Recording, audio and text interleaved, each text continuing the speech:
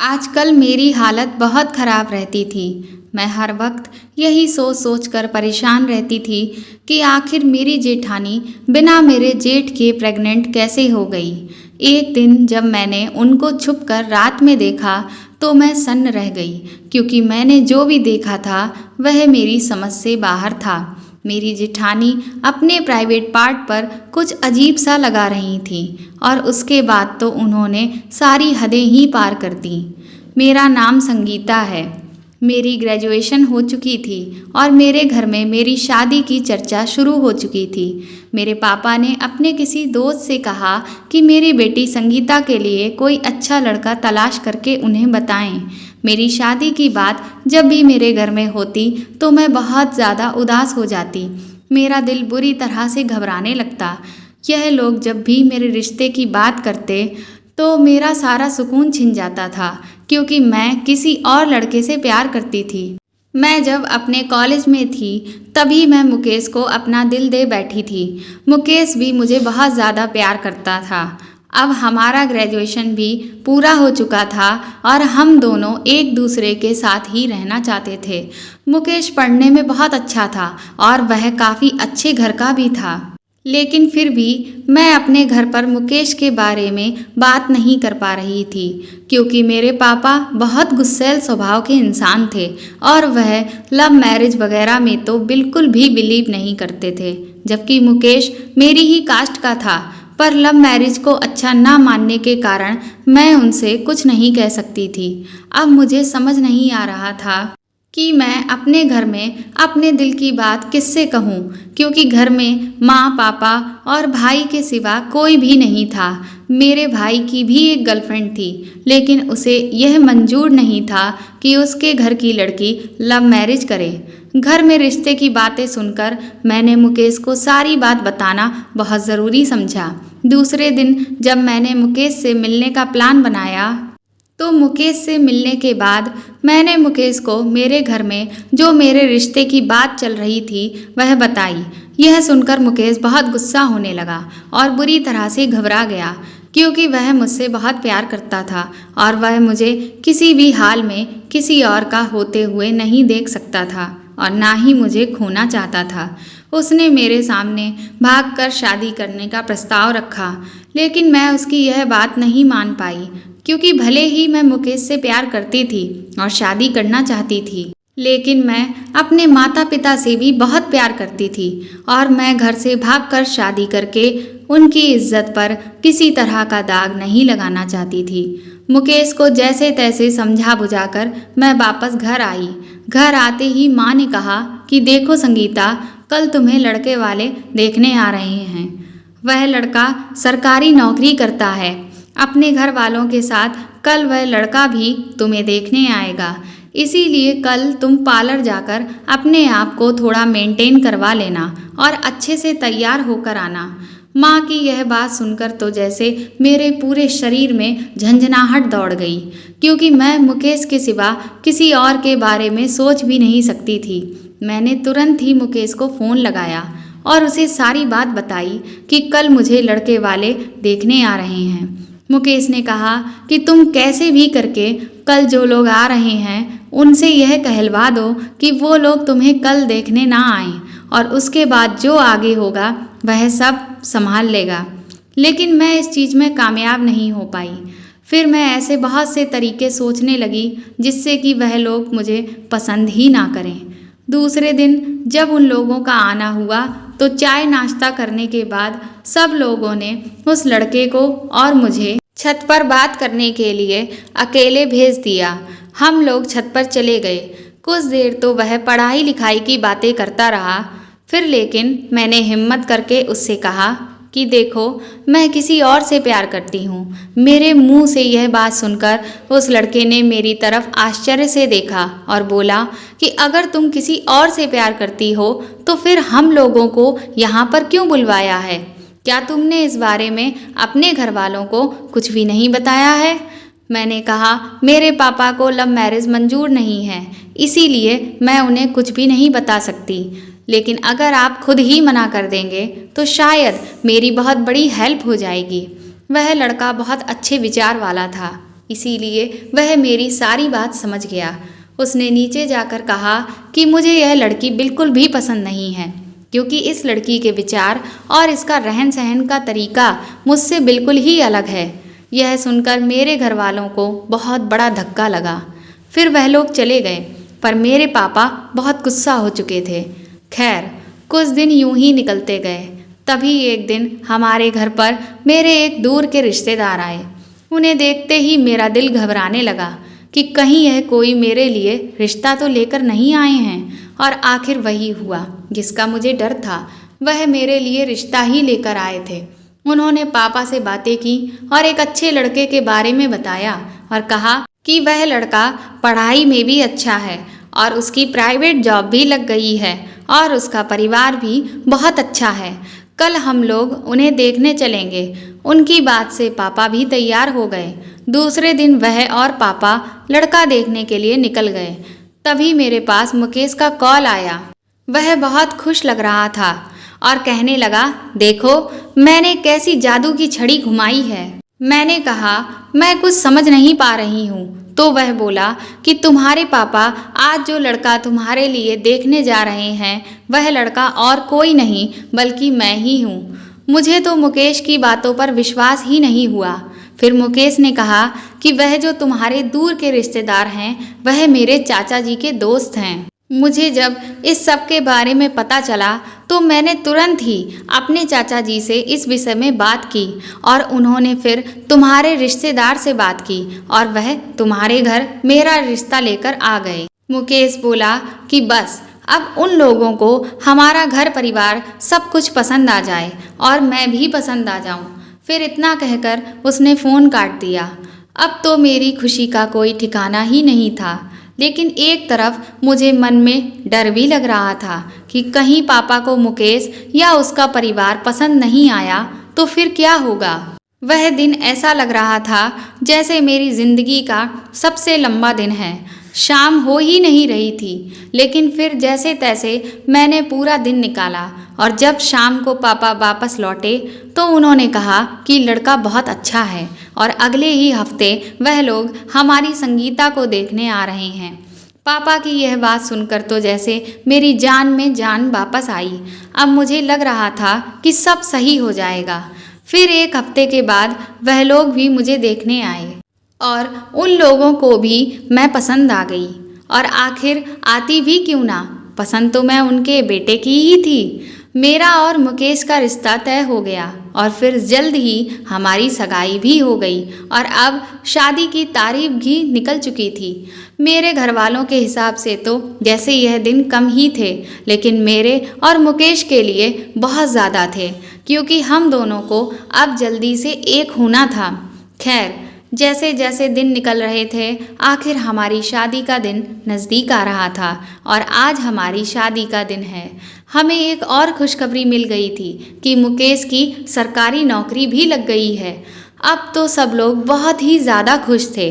हमारी शादी बहुत धूमधाम से हुई और फिर मेरी विदाई का समय आ गया।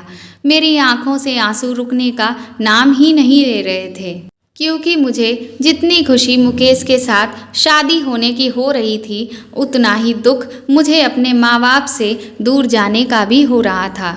लेकिन खैर, जैसे तैसे मैंने खुद को संभाला और अपने प्यार के साथ अपनी नई दुनिया बसाने के लिए मैं चल पड़ी।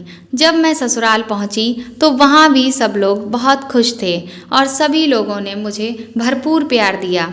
सभी रस्मों को मैंने पूरा किया और फिर उस घर में जो रिश्तेदार लड़कियां थीं उनके साथ खूब हंसी मजाक भी किया।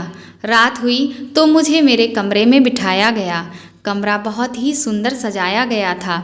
आज वह दिन आ ही गया जिसका मुझे बेसब्री से इंतज़ार था। मुकेश कमरे में आया और मेरे पास आकर मुझे प्यार भरी निगाहों से देखने लगा। कुछ देर तो हम लोग अपने पुराने दिन ही याद करते रहे।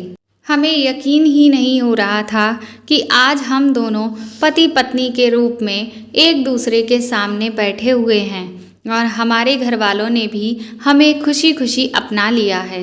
हमने ढेर सारी प्यार भरी बातें करी और अपनी इस हसीन रात को खूब एंजॉय किया। सुबह उठकर मैं नहा धोकर सबके लिए चाय बनाने लगी और फिर मैंने सबको चाय दी।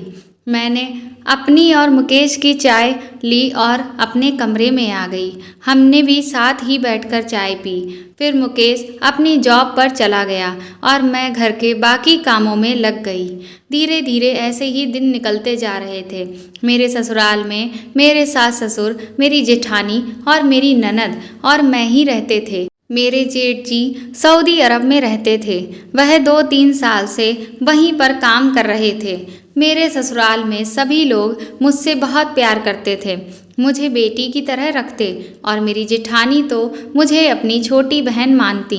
मैं अपने ससुराल में बहुत खुश थी। कुछ दिन के बाद मुझे जेठानी की कुछ हरकतें देखकर बहुत अजीब सा लगने लगा, क्योंकि वह जब भी अपने कमरे में जाती तो उनके कमरे से बहुत हंसी ठिठोली की आवाज़ें आती और साथ ही साथ वह अपने कमरे में कुछ ऐसी चीज़ें रखती जो पति पत्नी के संबंध बनाते समय काम में ली जाती थीं। मुझे यह सब बहुत अजीब लगता था, लेकिन फिर मैं यह सोचती कि जेठ जी के साथ बात करती होंगी और रही बात उनकी प्राइवेट चीज़ों की, तो वह तो शायद पहले की होंगी जो अभी तक उनके कमरे में रखी हुई हैं। लेकिन मेरा यह वहम वहीं पर ख़त्म नहीं हुआ। एक दिन जब मैं उठकर आई तो सब लोग बहुत खुश हो रहे थे और मेरी जेठानी को बहुत प्यार कर रहे थे। मेरी सास ने कहा, संगीता, तुम्हारी जेठानी प्रेग्नेंट है, क्या तुम उसे बधाई नहीं दोगी? मेरे तो जैसे होश ही उड़ गए। मुझे समझ नहीं आया कि जेठ जी तो सऊदी अरब में हैं, तो फिर जेठानी जी प्रेग्नेंट कैसे हो गईं? लेकिन मेरे अलावा किसी के भी दिमाग में यह बात आ ही नहीं रही थी। खैर, उस वक्त तो मैंने जेठानी को बधाई दी और फिर मैं अपने काम में लग गई। लेकिन अब मेरा दिमाग सिर्फ इसी बात में अटका हुआ था कि आखिर यह हुआ तो हुआ कैसे। धीरे धीरे दिन निकलते गए और सब लोग मेरी जेठानी की भरपूर देखभाल कर रहे थे। उन्हें किसी भी तरह की कोई दिक्कत महसूस नहीं होने देते थे। मुझे भी समझ नहीं आ रहा था कि यह लोग जानते नहीं हैं कि क्या जेठ जी यहाँ नहीं हैं। फिर यह क्यों नहीं सोचते कि जेठ जी के यहाँ ना होने के बावजूद भी यह प्रेग्नेंट कैसे हो गईं और इन लोगों को इस बात पर कोई आपत्ति भी नहीं हो रही है। आखिर यह सब क्या चल रहा है इस घर में?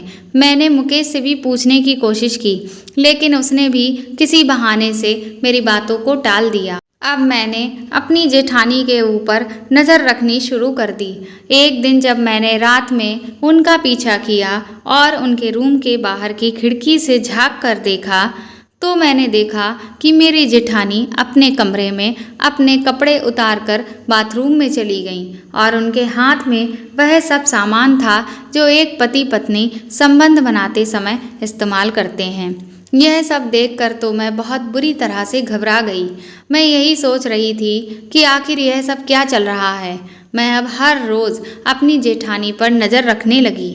वह जब भी कहीं बाहर जाती तो मैं उनका पीछा करती और घर पर भी मैं उन पर नज़र रखती।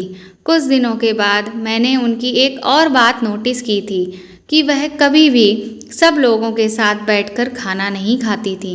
वह हमेशा अपना खाना अपने कमरे में ले जाकर ही खाती और खाना भी इतना खाती कि जैसे 2 लोग खा रहे हों। मेरी जेठानी इतना खाना अकेले कैसे खा सकती थीं, जबकि वह दुबली पतली सी थी। अब तो मेरे सिर पर भूत सा सवार हो गया था यह पता लगाने का कि आखिर यह क्या राज है। एक दिन मैंने अपनी जेठानी से यूं ही बातों में पूछ लिया कि जेठ जी वापस कब आएंगे, तो उन्होंने कहा कि अभी उनके आने में 5 महीने बाकी हैं। उनके जवाब से मैं थोड़ा हड़बड़ा गई। मैंने फिर रात को अपनी जेठानी का पीछा किया और यह देखने का प्रयास किया कि वह क्या कर रही हैं, और फिर मैंने जो देखा तो मेरे पैरों तले ज़मीन ही खिसक गई, क्योंकि मैंने देखा कि मेरी जेठानी अपने प्राइवेट पार्ट पर कुछ लगाकर मसल सी रही हैं और उसके बाद वह अपने बेड पर जाकर लेट गईं और लाइट भी बंद कर दी।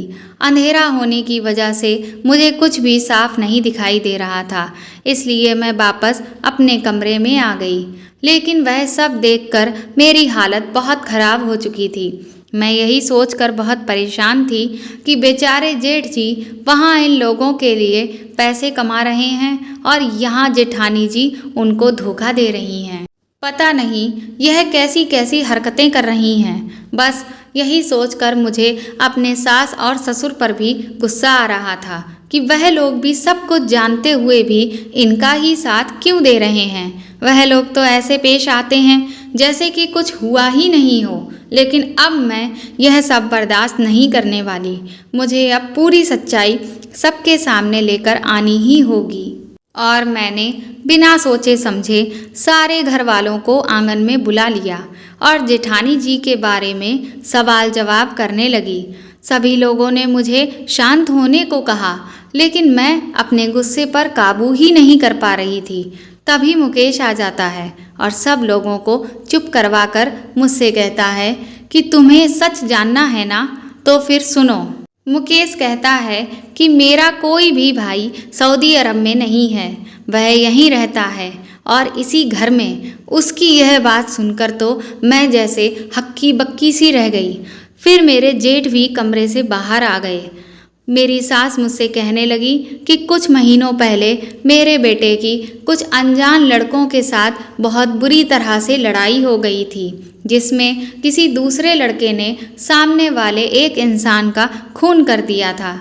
लेकिन उसने इस सब में मेरे बेटे को फंसा दिया। इसीलिए यह घर में छुपकर ही रहने लगा जब तक कि असली कातिल पकड़ा ना जाए।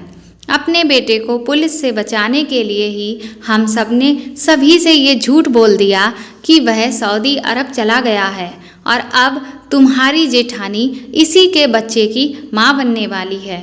और यह जो खाना दुगना लेकर अपने कमरे में जाती है, वह यह अपने पति के साथ ही खाती थी। फिर मेरी सास कहने लगी कि हमने तुम्हें यह सब इसलिए नहीं बताया कि तुम्हारी अभी अभी शादी हुई है और तुम अभी अच्छी तरह से ससुराल को समझ नहीं पाई हो। इसीलिए हमें लगा कि अगर हम तुम्हें यह सब बता देंगे तो शायद तुम घबरा जाओ। उनकी यह बातें सुनने के बाद अब मेरे पास बोलने के लिए शब्द नहीं थे।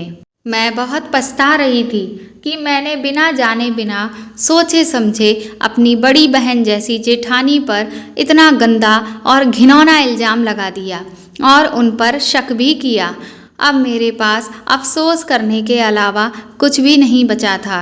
लेकिन फिर मुझे जब अपनी गलती का पता चल चुका था तो मैंने तुरंत ही अपनी जेठानी और जेठ जी से भी माफ़ी मांगी और सभी घर वालों से भी हाथ जोड़कर प्रार्थना की कि आप लोग मुझे माफ़ कर दीजिए। मेरी जेठानी और ससुराल वाले बहुत अच्छे थे। उन्होंने मुझे तुरंत ही माफ़ कर दिया। उन्होंने कहा कि यह सब तुमने जानबूझकर नहीं किया, तुम्हें गलतफहमी हुई, इस वजह से तुम्हें ऐसा लगा। दोस्तों, आपको यह कहानी कैसी लगी कमेंट करके ज़रूर बताएं और इसे प्लीज़ ज़्यादा से ज़्यादा शेयर करें और लाइक करें। और अगर आप मेरे चैनल पर नए हैं तो मेरे चैनल को सब्सक्राइब करें और बेल आइकन ज़रूर दबा दें। Thank you.